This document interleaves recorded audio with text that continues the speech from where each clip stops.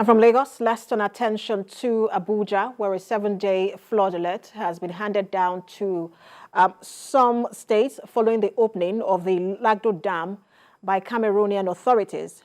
Now, with that in mind, the federal government says it has set up an interagency collaboration to ensure effects of the dam opening is minimal on Nigeria. And Moyo Thomas reports. The federal government on Monday confirmed that Lagdo Dam has been opened by the Cameroonian authorities and that all the frontline states may experience flooding within the next 7 days. It is a matter of grave concern that had prompted the first collaborative meeting between the Ministers of Water Resources, Environment and Humanitarian Affairs and Poverty Alleviation. The aim is to find a solution to the perennial flood problems in Nigeria. The ministers acknowledge it is a collective responsibility and the bulk of the work is at the state and local government levels.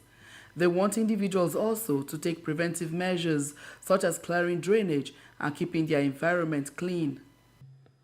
We are going to be working with the state government and even the local governments to provide this temporal shelter for them. This is part of the humanitarian intervention in those areas.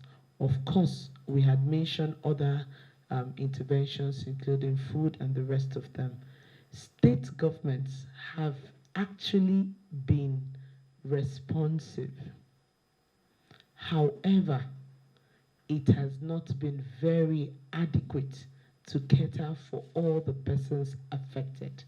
And so we are encouraging the Nigerian Governors Forum to step up on its actions.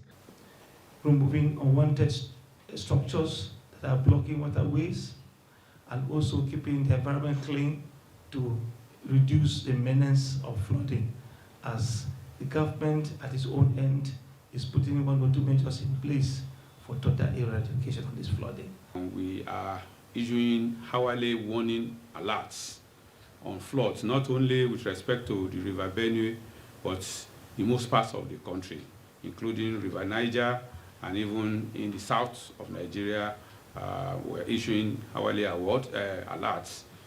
The ministers are quick to assure that the water level is not a threat yet and that measures are just being put in place should rain volumes increase. The meeting has now gone into a closed-door session where they will come up with recommendations to be forwarded to President Bola Tinubu on efforts to mitigate and prevent further flood disasters in Nigeria.